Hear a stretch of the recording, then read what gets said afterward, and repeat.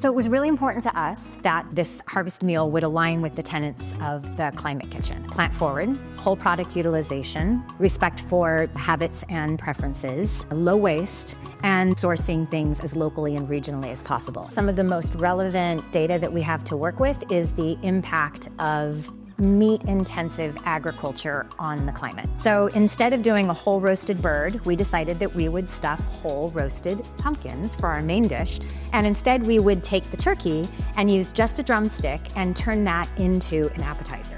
So we didn't want to do away with the turkey. Turkey is tradition, and one of the things that we believe in the Climate Kitchen is that you really do need to respect people's habits and preferences.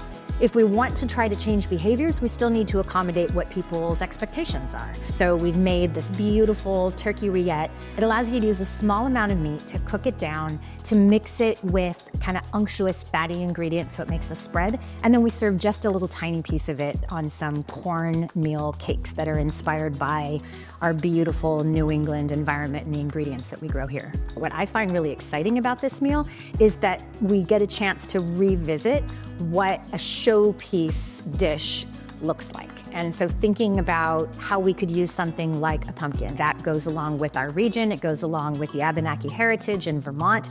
And so using that ingredient and making it the highlight of the meal felt like we were honoring this kind of a celebration where we bring people together around a table in an entirely different and meaningful way.